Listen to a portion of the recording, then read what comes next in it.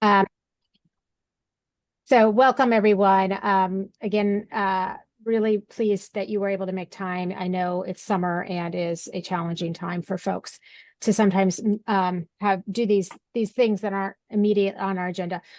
Just a couple quick review of folks. We're going to have a chance to introduce ourselves in a moment, but key players in this initiative are two project officers at OSEP who have um, uh, the great opportunity to be project officers for some of our PTIs and SPDGs, excuse me, PTIs and CPRCs, and then Jennifer Coffey, the queen of all that is SPDG, is with us, and John from Signet, who we heard from. This is our agenda for the day, and we're gonna do a quick little fun introduction, hopefully fun introduction to just find out who's with us today, and then I think Jennifer and John maybe are going to just give us a couple updates on dates and things that are happening. I'm going to do our little show and share. We've had a great presentations from other states, so I wanted to do just a little bit. It's going to be very brief compared to others on what some resources that we have developed in Virginia around family engagement and multi-tiered systems. And then the meat of our meeting is really going to be reviewing where we are with the purpose to practice. If you joined us in May and even in March, we began some of that work, really strategizing maybe today about what this group could be and is and where it may be headed. And then we have a great new topic today, thanks to some new language with the SPDG RFP that's out right now from OSEP. There is a new absolute priority 3, that speaks directly to family engagement. And again, Jennifer's going to give us maybe a little perspective on that, and we're going to do a little conversation, hopefully in some breakout groups with that. And then just a reminder about our next meeting. We try to meet every other month, same time, same place, in terms of the fourth Friday, 11 o'clock Eastern time. And I think that topic is already set for thinking a little bit more about the measures in the SPDG APRs, or annual performance reports, specifically around family, what family related measures might be helpful, what are folks using, and then if there's time, we will continue talking certainly about our purpose and practice. So real quick, we're going to do a introduction activity. Here are 4. It's hard. I was just saying I was working on the August e-news for our CPRC, and it's hard to even think about it fall, like it's 95 degrees. But here in the DC area. But back to school is around the corner. And so as you think about your work in your PTI or CPRC, which of these animal pictures might best reflect where where you're at with that impending realization that we've got a lot going on this fall? Are you the meerkats, the lions? I'm not really sure if those are antelopes or some type of deer, and bees. So I'm actually going to try to, I'm going to maybe stop sharing. So, will everybody remember those? Meerkats is A, lions are B, C is the deer or antelope, and D is the bees. All right, I'm going to stop sharing. Nope. Okay, so I can see beautiful faces. And I'm just going to call on people so that we don't have the transition pause. Robin, welcome. Good morning. Good morning. So I am from Nevada PEP, which is located, our central office is in Las Vegas, and we figured out how to be the hottest place in the nation for the past 2 or 3 weeks. Temperatures up to 117, 120. So I think I am B, trying to get those, like the lions, trying to get people to follow, but we're also trying to build enthusiasm. School's going to start. It's going to be wonderful. Thanks, Robin. Appreciate that. I hope you're staying cool. That sounds very miserable. Melissa. Yeah, that sounds miserable. We've had 109, and that's too much for me. So my name is Melissa Vian. I am a parent education coordinator at Idaho Parents Unlimited. And I'm going to choose D because we're really busy and buzzing around but also because I think we're working towards some really sweet projects. So I'm gonna make that really cheesy, but I'm really excited about some of the things that we have upcoming. So Thanks, Melissa. And maybe Idaho, being from Idaho, you could tell us what those animals are in the sea picture better than anything. I don't know. I believe those Carrie. are elk. Okay, elk. Thank you. Thank you. All right. Carrie, you're up. Good morning, everybody. Carrie Woodcock, Executive Director for Maine Parent Federation. I'm gonna go with the bees as well. Not only are we getting ready for back to school, but we're moving our offices. So that's a lot of fun. And we're also in the middle of a monitoring process. Maine is being monitored by OSEP. So we're playing a really important part during that process as well. And we're also transitioning our early intervention systems. Right now, Maine is the only state who does early intervention for our 3 to 5-year-olds through a semi-quasi state agency called Child Developmental Services. It's failing miserably. We have a ton of unmet need. And so last legislative session, they pushed legislation through to transition those 3 to 5-year-olds to our public schools. And year one starts in September. So we are busy helping parents navigate that new system of care as well. So we've got a bunch of stuff going on, and the bees resonated with me. Thanks, Carrie. That sounds very busy. But maybe with some really positive outcomes for those preschoolers and their families. So good for you. Megan. Hi, I'm Megan Muty. I'm the director over at Family Matters, PTIC in downstate Illinois. So I also chose B. I feel like we have projects literally flying around it. You come off of that like sort of midsummer slowdown in calls, and everybody's got their feet under them again. And then all of a sudden this week it started ramping back up. So that's where we're at in Illinois, but we're nowhere near 117 degrees. I can tell you that. That's a good thing. All right, Karen. Hello, my name is Karen Montague, and I am the project lead, NCSIP project lead at the Exceptional Children's Assistance Center. And I work out of Charlotte, North Carolina. And let's see, I'm going to choose B. I'm going to manifest that I'm going to lead, and even in my professional and personal life, everything's just going to fall into place. I have 2 going off to college. One is in Ohio, and I have a new grandbaby. And so we're going to be empty nesters, and everything's going to run smoothly. And no matter what, even if things seem to, sway, ultimately, I'm going to manifest that everything's going to be run smoothly, straight and narrow. I love that. And congratulations on grandbaby and 2 kids going off to college. That's a feat. Thanks for sharing. Amy. Good morning, everyone. I'm Amy Combs, Executive Director at the Exceptional Children's Assistance Center, or ECAC. I have the pleasure of working with Karen, and we serve as North Carolina's PTI and F2F, and I chose D because we are so busy, and kind of like Megan shared, maybe some of the call volume goes down, but summer is when it's like, oh, we'll do that in the summer. We'll update that material. We'll create that material. We'll create that presentation. We'll focus on, and now I'm like, okay, next week is August. Where am I at on all those things that were supposed to happen this summer? So I chose the B's because, yes, very busy, and some things are sweet and some things are sticky and some things sting. So that's why I chose D. I love that. That's an analogy rich image there. Angela, and it looks like you might have some other folks with you. I just have Christy, my assistant, behind me. Thanks. I don't really want to follow up any of that. These guys are great. I'm the executive director here at Idaho Parents Unlimited, and I love the way Melissa put that we had there's sweet things too, so we kind of get stuck. I was gonna choose C. I was gonna choose those elk, and then I chose D, but it feels like there's a constant battle going around. To make things work, if that makes sense. It just feels like I keep saying Mercury has to be in retrograde, but it's not. But anyway, yeah, we have a lot going on. I think everybody does, and I'm still just trying to find a way to balance it. Yeah, that's a trick. That's a trick. Thanks for sharing.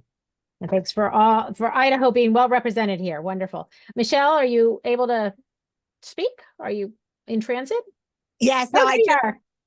yeah, my son's transition program, literally transition, opens at 9 here. So I just got in and I was going to get on the computer, but I will in a sec. So Michelle Williers, Executive Director of Peak Parent Center, which is the PTI for the state of Colorado, as well as the Region D PTAC. I'm co-directors with that with Angela for our region, and really excited about upcoming OSEP. I know you're saying it's hot.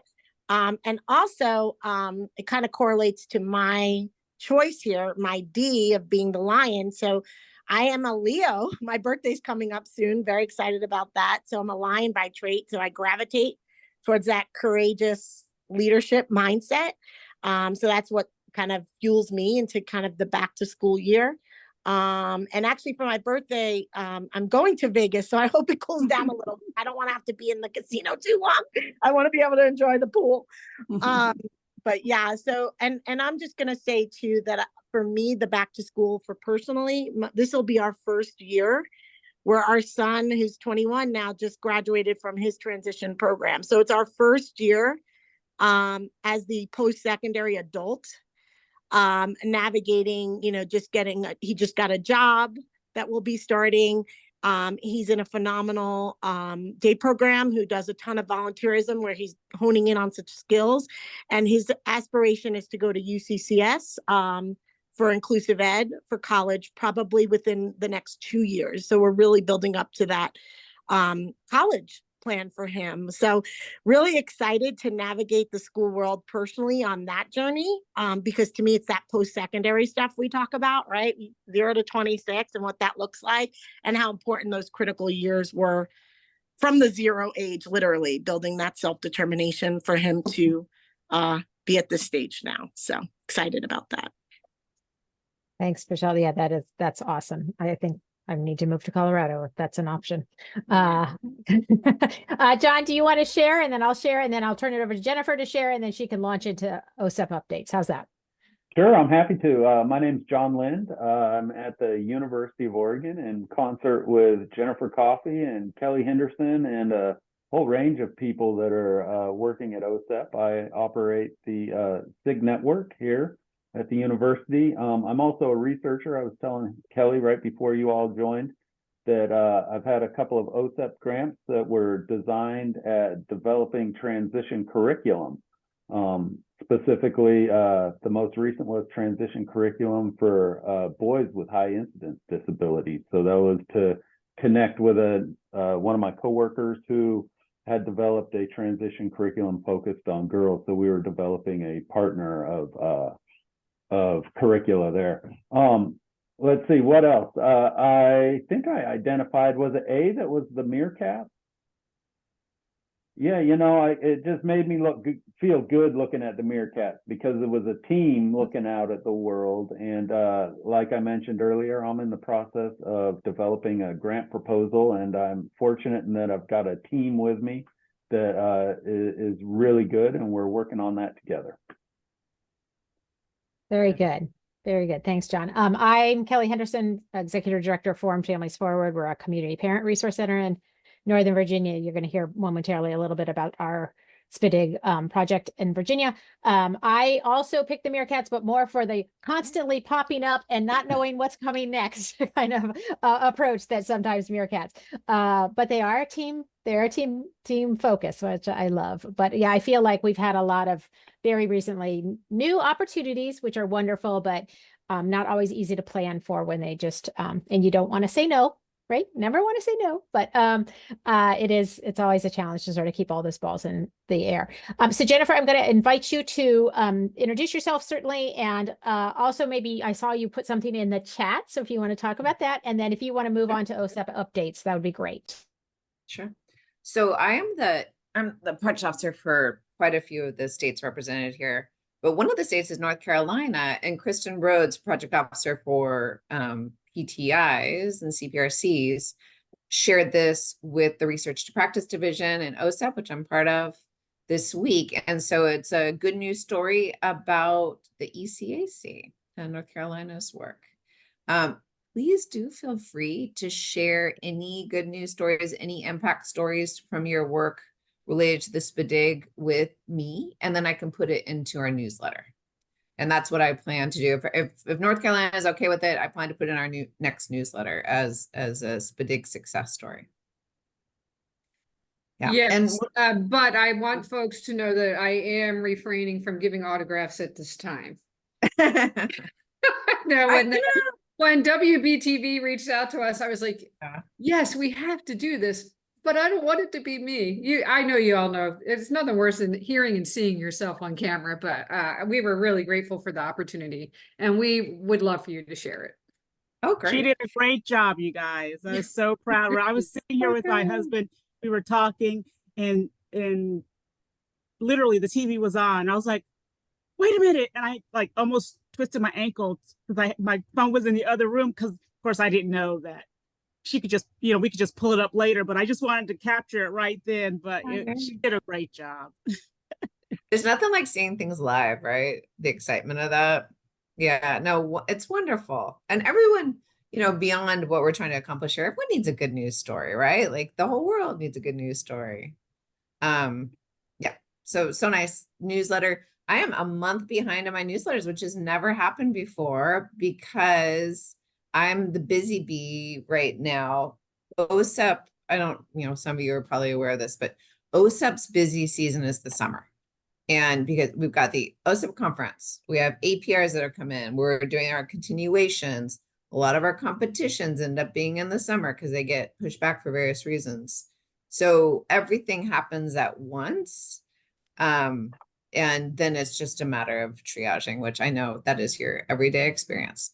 But fun fact about the meerkats and the lions, I was in Peace Corps in Lesotho, which is surrounded by South Africa. And it's always a 2-year period unless you ask for a 3rd year and get granted it.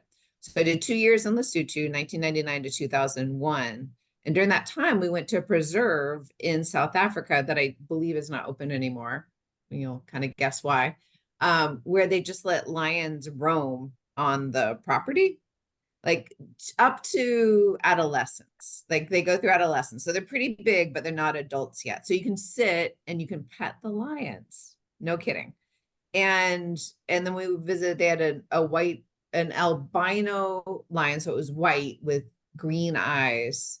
And we got to pet that lion. And then you sleep over there and they have meerkats in the house. And so we were watching a movie and I had meerkats on my shoulder. And they like stick their nose in your ear and they're just very, very playful and fun. So I have really good memories of meerkats and lions. All right, enough about me. Let's talk about the SPDG. There is so much going on in this world, as I hinted at or told you already. But one of the things that is happening, and there's North Carolina, is the conference coming up. And so out of curiosity, if you could maybe raise your virtual hand if you are going to be at the OSEP conference. And then John can give me a count of how many virtual hands. 3. Okay. So we hope that you'll be able to come to the SPDG program area meeting and or one of the other meetups if they make sense to you. But it's really important that we have all our partners, all the SPDG folks at the program area meeting if possible. So let's start with that. So the program area meeting, most of you probably know what these are. It's just a chance for a program to meet together.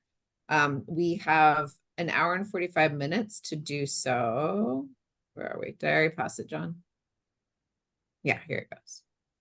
Trying to move this. Zoom's being. Anyways, so the SPDG program area meeting, we got this title from our fantastic planning committee. And the planning committee is made up of evaluators and project people. Anyone's welcome to be on it. Just so you know, for the future, we would love to have your voices as part of that. You're very, very welcome. So you can still join us actually, because we'll be doing some more work after the OSEP conference. We're going to be carrying on this title and the ideas behind it into the national meeting. And so it'll be the directors webinars, we'll be talking about this, and then working up to the national meeting, and then thinking about what we can do after the SPDG national meeting, which is October 15th and 16th. So we want to think about the basic idea behind the title is, how do you engage voices of folks who haven't always been integrated into the planning, into the implementation, into the evaluation of work? What innovative things are folks doing, especially in responding to the fact that the people in schools are overwhelmed? And I would think that would probably be true for early intervention as well. They're overwhelmed. We are getting many reports of, right? Like, what innovative things are folks doing still get engagement and ongoing engagement, and that they have impact? And then collaboration. Who are you partnering with to do that? And so we're going to have two different activities. One is speed dating, where you just get to hear from other people about what they're doing around voice, innovation, and collaboration, what their challenges are, what their successes are. And then unposter sessions are going to be some subject matter experts in different areas related to voice, innovation, collaboration. There's going to, it's unposter because it's not going to be an actual poster. It's going to be a handout, but you have a chance to talk to them in a less formal environment, just to learn from them, ask them questions, share what you're doing. So any questions about the program area meeting? All right. And then I did not look for every single session being done or in relation the different meetups that we have here. And John's going to be sending this out to everyone. So if you're going to be there, you can prepare, but we have serving Native American students with disabilities. And so this will be a chance for folks to learn a little bit from Minnesota, what they've been doing. And they are focused on Check and Connect, mainly in high school, some middle school. So it's a mentoring, evidence-based mentoring program. They are seeing improvements in graduation rates for Native American students with disabilities there. And they've been doing some really cool family work as well with their PTI. And then we have evaluators meeting up. This is just for evaluators. Trying to, over time, they've tried to get that going. Some success, and then kind of stops and starts. MTSS. So for SPDGs who are thinking about working with universities, or already working with universities, and specifically to support MTSS, sharing strategies, what's working, what's not working, giving people some ideas how to do that. And then we also have early intervention or early childhood. We've had a media practice startup that's really been, I think it's like really getting going, really doing some good work together.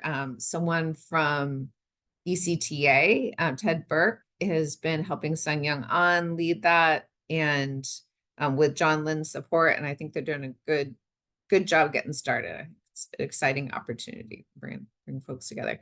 And then we have a fun social meetup that night after the program area meeting, which the Alamo Draft House. So that's the conference. And then the other thing I wanted to share with you for the SPDG competition, which, as Kelly said, absolute priority 3 is new this year. About family engagement's always been part of it, but some of you have heard me complain that it doesn't always get integrated into the main work like we would like it to. And so absolute priority 3 is doing more than encouraging. It's saying this has to happen, and absolute priority is a requirement. But this is about the competition. It closes on August 23rd. And if you are aware of our fiscal year, that is very close to the end of our fiscal year of September 30th. So we'll get through it. So you can see there's a notice inviting applications here if you ever want to access it. There is the application package. We also have an informational webinar that I recorded generally things to think about in the application, but also something about competitive preference priority 1, which is about grow your own residencies. And why am I not thinking about the other one? Different pathways. And then there's, just the general informational webinar. I think I'm going to record one more from the question in office hours. Yeah, so that's what's been happening. If you ever hear anyone say like, I'm not sure, please have them call me or email me. I want to talk to people. It is unfortunate when I hear people never connected with me and they weren't sure about something. They don't have to apply just for talking to me, but it's, it's nice. You're always going to learn something if you talk to the person who's listed in the notice. There's always something to be learned. And so I just think it's unfortunate when there are people I never ever hear from. All right, so you got the dates on the conference. John, anything I forgot to add that you were hoping I would share? No, I don't think so, Jennifer, though. As you were talking, I was reflecting on the other day we had the infographics webinar or workshop, and I thought, maybe some of the people in this group haven't been connected with that. So in the chat, I'm going to go ahead and drop in some of the information from that and let people know that the SIG network has a shorthand license, which is like an interactive dissemination platform, I guess, that's web-based. And we're able to invite team members to that. So if you guys would like to be team members and create your own shorthand stories to disseminate your projects and your work, you can let me know and I can get you hooked up with that. So here in a moment, I'll put some of the information in the chat and people can have that also. Yeah. And John, are you sending out that OSEP at the conference overview today? That's my intention, yeah. Okay, great. So folks can look for that in their emails as well. All right, so those are the big updates. And Kelly, I'll turn it back over to you.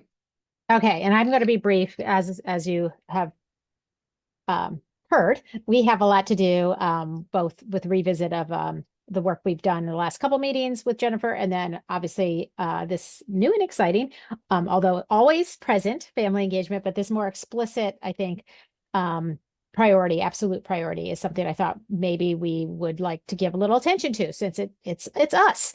And I think it's a great opportunity. We usually have a show and share, and other states have done a really great job sharing very thoroughly. I'm not going to do that today with Virginia, but just give a little hint of what we've been doing, particularly some resources that we've developed that might be of interest to you all. In Virginia, our SPDG focuses on multi-tiered systems, or we call it the Virginia Tiered Systems of Supports, or VTSS. And what we have done, let me just, this is actually the new, a new iteration of core components of VTSS. So those 5, and then there's features of each of those 5. And that's a change from when we started with the project, where there was actually a named family engagement, I guess, component, but now family engagement is to be integrated into all components, which is a great conceptualization. And our task is to ensure that is a strong representation, that there is family engagement throughout these core components. So there's a lot of work going on with this restructuring. I think this is not dissimilar from maybe Michigan's structure. So if anybody's familiar with that, and maybe your own states have used similar core components, but that gives hopefully a little sense of where that is. In the past 6 years, we have been the family partner to the VTSS and have sort of created a structure for thinking about family engagement around 7 components. So we've identified these 7 components, pulling a lot, to be honest, on PBIS literature, although the VTSS project, the SPDG, has a focus much more broadly, of course, on academics, behavioral supports, and then also mental wellness. So it is definitely a tri-legged stool in Virginia with those focus. But our goal over those past 6 years were to really talk explicitly about what can family engagement in a multi-tiered system look like. And so we've sort of landed on these 6 components, again, pulling from literature. And none of these, I'm sure, are a big surprise. Obviously, starting on the upper right, positive relationships and empowering families is pretty intuitive, and people get that, and people are sort of on board with that. I think as we go around the circle, clockwise, it gets a little bit more of a learning, gets to be a little bit more of a opportunity for learning with our school partners and our State Department about where some of those opportunities lie. So really thinking about communicating with and with families in different ways, that one size doesn't fit all. Really thinking about tiering family supports in different ways. So we tier services and supports for kids, but we also need to tier in services and supports for families. We want to obviously stick very closely with our data-based decision-making premise, our principle that all decisions really need to focus on that data as a core, and families being part of those decisions, families being considered as data sources, and also being involved in using those data and understanding those data and helping to explain perhaps some of the phenomenon that the data are revealing. Collaborative problem solving, we talk about at our higher levels of tiers, often tier 2 and tier 3, where there's often a more individualized focus. And how do we include families as really authentic partners in that collaborative problem solving? And then leadership, obviously very important. And we talk a lot about shared leadership and shared decision-making opportunities within that component. So those are our components. And to help our state and schools within our states do more with those, we have created a couple videos that I'm just going to show you little clips of to give you a sense. The first video, oh yes, I think this might actually work. Let me know if the sound. Students. Hold on. So this is one of our videos that's actually designed for family members to sort of say, this is why you should engage with your schools and multi-tiered supports efforts in those schools. How might you think about doing that opportunity? So hopefully that can make all children work. In this video, we focus on this shared responsibility, what families can do to partner effectively with educators. Family engagement is key to the Virginia tiered systems of supports. Are you hearing that? Give me a thumbs up, somebody. The framework is called different names in different school districts, but the goal is the same: to create effective learning environments for all students. It provides distinct levels of supports that improve success in academics, behavior, and social emotional wellness. Tier 1 services are for all students. Tier 2 services are for students who need help to strengthen specific skills. Tier 3 services are for students who need intensive, individualized services. The multi-tiered systems of support really is about providing the supports for the students, and in some cases supports for the family, that help wrap around a kid, wrap around a family, to make sure that that student can have success. Schools use 6 components to guide family engagement in the multi-tiered approach. These practices strengthen family and school partnerships and improve outcomes for all students. A good working relationship lets families and schools focus on the needs of students in ways that pay off. Here are some tips and strategies families can use to engage with schools.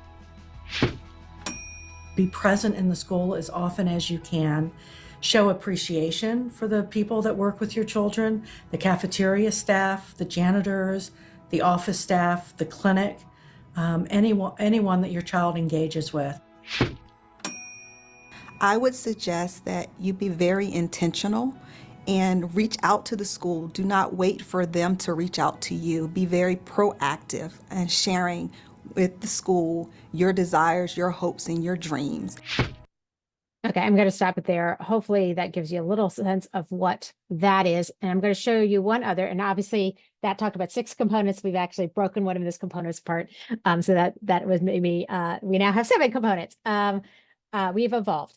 This is another set of videos that we've created and each of these have like accompanying fact sheets that sort of have the visual on what we're talking about.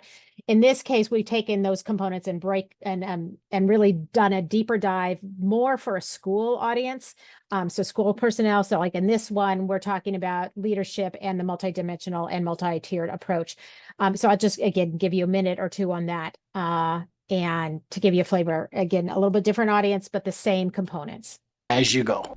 If you do ask for input from your families, then they're probably going to have some really good input and some ideas for how to make things better. And it's really important that I think if you're going to ask them, if you're going to go out of your way to ask them, that you use that input that you're getting. Being open to some of the challenging feedback that you might be receiving is critical for making sure family voice and perspectives are included in your system. It's not a to or against, it's a with thing. And creating that mindset and being open to that mindset from the educator end is critically important. By explicitly welcoming that input from families, again, it empowers them to share their thoughts and ideas for improvement and makes them know and feel like they can give feedback. How to get feedback from families is also a decision school leaders need to make. Data gathering and other forms. Okay. Again, I don't want to take a lot of time because they're available for your review.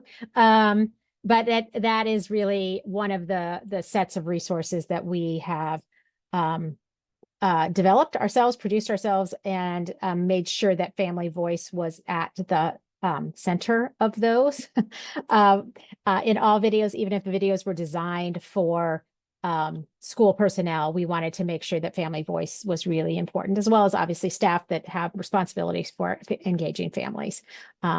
So just a little taste of some of the resources we've developed. I think one of the challenges, to be really honest, is once we have these videos, we have these great resources, or resources we feel are great, is necessarily getting them embedded in all of the schools and districts where we work as a project. So I think that is a continual challenge and a continual opportunity. And that's why I'm always so happy when we meet in this group to hear your strategies for really pushing things down to a local level and implementation. So I will just pause and see if anybody has any thoughts on that. I've included our full webpage where we have these and other videos and resources. But that's sort of how we've been able to conceptualize family engagement within multi-tiers.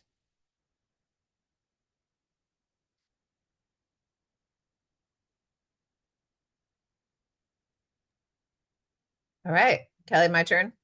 Yeah, your turn. Thanks for listening, everyone. Yeah, no, it's great. And I love it that my understanding at least is that the folks in Virginia really see formed families forward as really bringing a lot of expertise and like someone that they can rely on and that they come to for information. So I think great work, and I love the videos. They're very professional. I'm always impressed. All right. So purpose to practice. We want the purpose to practice to be a living document that helps the group plan how they're going to do their work. And so Kelly had the idea, and I think it's a great one, to get into a couple different areas that were raised by you. And just a reminder, folks worked on the Padlet where they added information for the purpose of the group all the way to the practices the group would partake in. And so now it's getting a little bit into some of the questions that you all raised and the ideas that you all raised and what that could look like going forward for the group. So these are all your ideas. The question was, how can we better engage SPDG grant recipients as part of our meetings and processes? So not just the family. You all decided, Kelly, if it's okay, I'm gonna share the purpose to practice real quick. Because you wanted not just, although you wanted this group to stay, the folks who are here, you also want to work with and engage other folks in the projects, right? And so here you can see the participants. You said right now just PTIs and CPRCs who do some work with the SPDG. So keeping that in mind, when we go down to, oops, here it is, to structures, how the structure of this community works. It's thinking about, okay, so we're going to do this work together, and I'm doing the royal weeds. We're going to do this work together, but then we want to be able to feed it back into the projects, the good work that's being shared here, make sure that others who are not part of this group are able to use it. And these were some of the ideas. And so just looking at this part right here, I'm going to go ahead and copy and paste into the chat so we can start a conversation about folks' ideas of how to do that and what works for you in these ideas and what can we do. So let me do that now.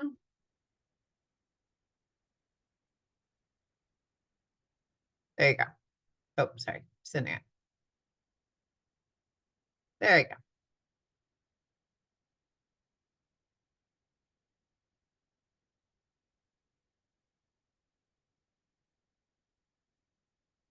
And Kelly, did you see the comment from Angela? Yes, thanks. Thanks, Angela. I appreciate that. Yeah, I know, it's a conceptualization. But if nobody sees it, it might not even be that, right? Yeah. Yeah. Yeah, Hey, that's great. Jennifer, can I, because it'd be a lot to type, can I just say a couple of things? So I also sit on the National Center's Deaf Blindness, along with Amy here. We have the Parent Center Network really, again, strongly represented. And we were having a similar conversation, Amy, tell me if I'm off course here, but around how to engage our state deaf blind projects with the Parent Center Network more, and kind of to the first bullet point where you said invite them to a meeting, which we just did the last meeting we had. We've done it a couple of times, but I think the word that comes to me that wouldn't be new to anyone in this room is that authentic. I think there's a lot, at least in my 4 years being in the network for, seeing it, there's a lot of check the box, right, across the board. And it's more like, okay, this was in here, we need to work. And it's not malicious that people are like, but it's more that authentic relationship piece.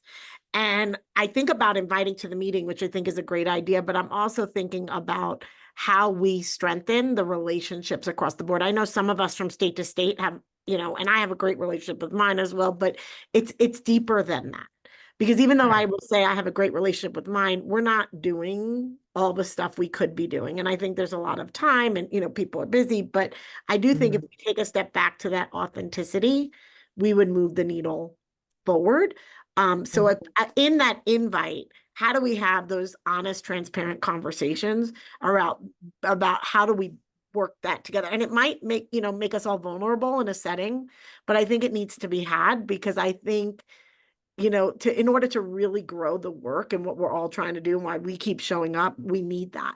And we probably need a little bit of a difficult conversation. And I don't mean that in a negative way. Right. Positive person. But I think, it's kind of that, that Larry Wexler retirement, his final words, and they resonate with me so much, is when things have to be called out, you need to call it out. And I think that's who we are, right? Is to kind of say, is this really strong? And if not, how do we make it better, as opposed to just check the box that we were written into a grant? Yep. Yeah, and I think there's more technology available to us, not technology like the computer technology, but technologies to support conversations. I think there's a lot of stuff available to get to that, to get to a place where people are understanding, make it safe. It's helpful to have a good facilitator in those situations, but we have the ability to do it, I believe. Yeah.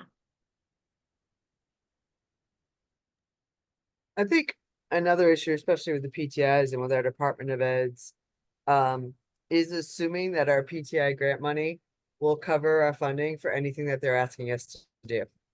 So, most recently here in Maine, the Pathways to Partnerships grant was awarded to Maine, and we were written into that grant. We were not included in any of the MOUs or contracts, but we're being asked to sit on the advisory board. We're being asked to participate. And I think it's just being assumed that our PTI grant, which, yes, we've received an increase over the last couple of years, still not even close to probably what we're doing.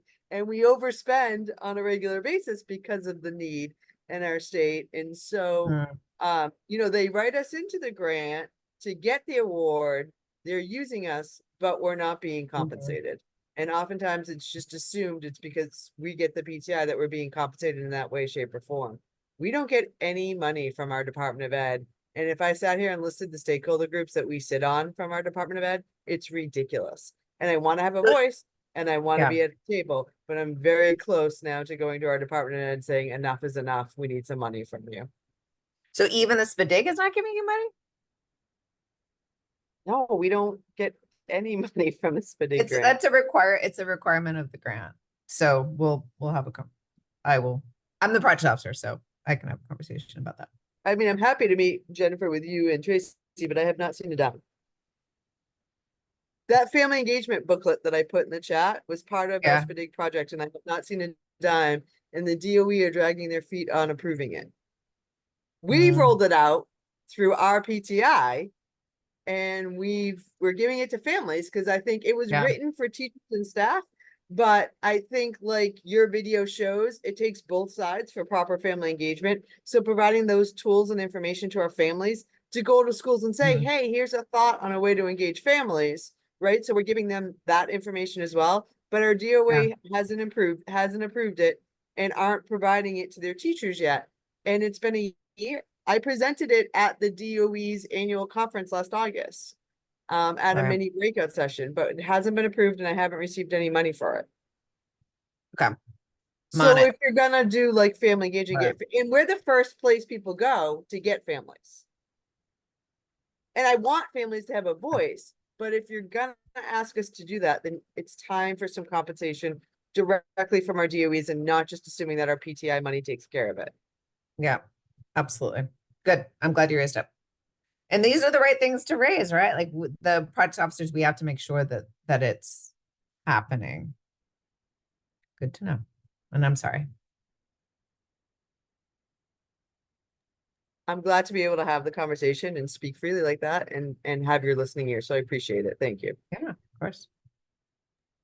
So I just wanted to do a time check, Jennifer, because we have 9 minutes left. And I wanted, if we want to have that conversation around the absolute priority, since it is an active opportunity, we may need to shift into that, or we can continue down this path.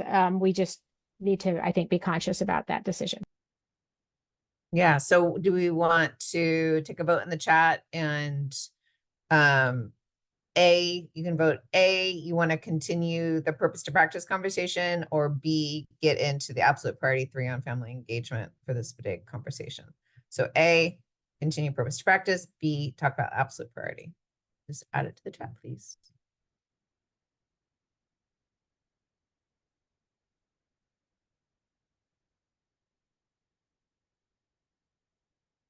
B, all right, let's do it. So I'm going to transition to Kelly, right?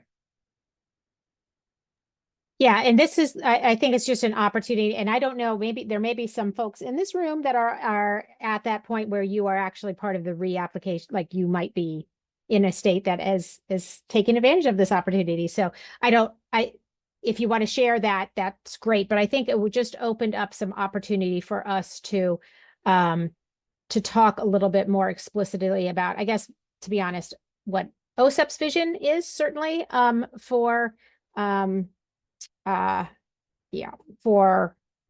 the SPDG work with family engagement. So let me just, sorry, I can't talk and click apparently. We had, I actually building a bit on what we've talked about in the past. We've had these other ideas come up. My question to us, and we probably have 5 minutes to do this in small groups, is given the new absolute priority in year 3, and I'll paste that in as well. Given that that's a presumption that OSEP feels strongly about in terms of where family engagement, what family engagement might look like in those SPDG projects, what influence does that have perhaps in our work in this this PLC. Maybe there's none, but I think there might be some opportunity for conversation. So I just pasted in 4 things that we've actually talked about a little bit. I think are just prior conversation references of some of those. So that doesn't mean you have to talk about this in your small group. We do have a Jamboard, so I'm going to ask, just for the convenience of time, I'm going to ask John to put us into 3 just breakout groups. So the question is, given the absolute priority, and I'll paste that in as soon as I stop sharing. Given that absolute priority 3, where might this PLC focus its practice, assuming that is a priority? And then there's a Jamboard.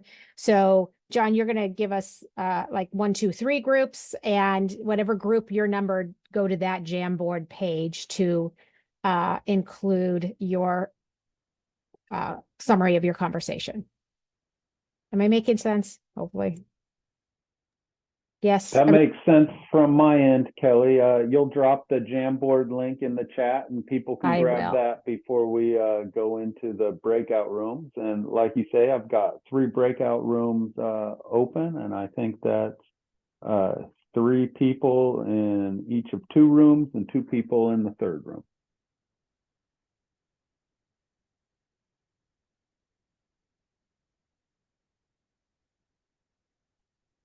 All right. Everybody clear on that? Good. So you got the priority. Some of you may know that priority well if you're in the state applied. And if not, take a look at that absolute priority, and it's priority 3. So you got to scroll down a little bit, and then Jamboard, depending on which group you're in, go to that Jamboard for your comments. And the question is in the Jamboard, so if you don't have to remember the question. Perfect. Then I'm going to open the rooms. I assume everyone's got their links. Followed those. I see head nods. I'm going to open the room, and we'll come back in 5 minutes, which will give us 1 minute to close out before the top of the hour.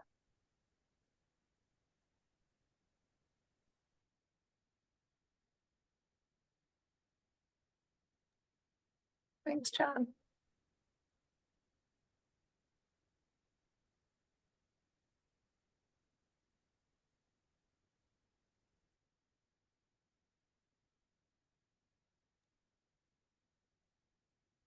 Hi, John. Yeah. Am I with you guys? Yeah, I think you're supposed to. Hang on a second. I'm I going didn't to get assign any you call. to Yeah. room 3. Okay, thank you. Yep.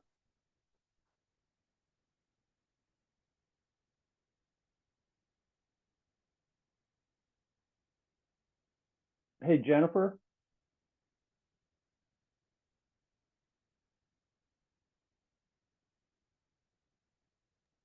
Did you just say something to me? Oh, yeah. Do you mind if I wait until Monday to send out that OSEP? Do you think we could? Yeah, I'm just worried because it's getting so close. Then that's just a week ahead as people are planning their calendars. Could we maybe do it today? And Oh, yeah. No, I can do it today. I was just thinking Monday, since today's going into the weekend, but I can do it today and then send a reminder on Monday too. yeah, in case you missed it, kind of thing. I just want people to be able to put those times on their calendars. Yep, Yeah, no problem. Thank you very much. Okay.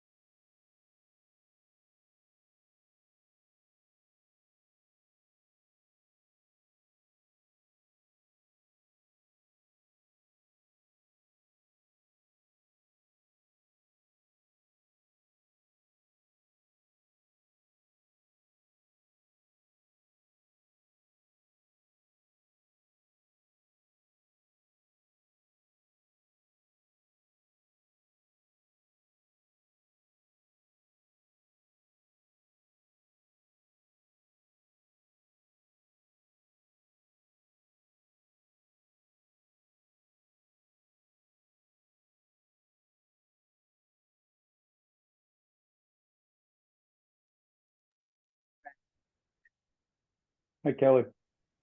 Hi. So, the room should close, it's saying in about 15 Okay. seconds. And sorry, it's a tight timeline to close out in the final minute here. I didn't mean to. I hit the button early. I'm sorry. No, that's all right. We're glad you're with us, Melissa. It's not a problem at all. Tried to close it, but I escaped. So Oh gosh, was that maybe the Jamboard was not work? Was the Jamboard not Yeah, working? we didn't have the side where you can move stickies. You're So we had to kidding. request edit access, but that's okay. We still talked. Sorry, I thought I fixed that. So what I can do is if somebody took notes, I can fix that and just have John send it back out to the group and people can fill that in. So group 2, where I was apparently is filled in, but the other 2 groups aren't. I apologize about that. Jamboard, it's going away in October for better or worse. So, all right. Well, was that a good exercise? Like to just, our conversation was really good in our little group for the very short while we had to get, okay. So maybe even though the application will be past due, by the time, maybe that is a frame, Jennifer, that we continue to, have some conversations around. That sounds great. And then I can always, either someone from the group or I can present information on directors webinars, our monthly webinar for this SPDG, to give people ideas and to get feedback and to have them do some of the same work around it so that, that whole purpose to practice feeding back to the group idea. All right. Well, I think our time is up. I know it's actually a little past, but I'm not going to take time to share slides again, but just a reminder that hopefully we'll see each other at Project Directors. And our next meeting is September 27th, which is the 4th Friday at 11 a.m. Eastern again. And the email list for this is maintained by John at Signet. So if you have others in your own organizations or other states that would like to join us, we would love to have them join the fun. So Jennifer, any last words? John? It was great. Thanks everyone for being so engaged and for being open. Hopefully that you can always be open and honest with me I try to be careful about what I share back and how I share it so that it's not coming from anyone here. And I did just paste the chat in the chat, the Jamboard. I think I fixed it this time. So maybe if somebody could from each group can just throw some real quick thoughts in there before we forget. Yeah, that looks good. Okay. Sorry about that. Technical. Michelle, did you have anything to say or are you just waving? Oh, no, I was waving bye to you guys. Nice. All right. Well, we will see you hopefully in August and definitely in September. Thanks so much. You. Bye. Bye. Bye, everyone.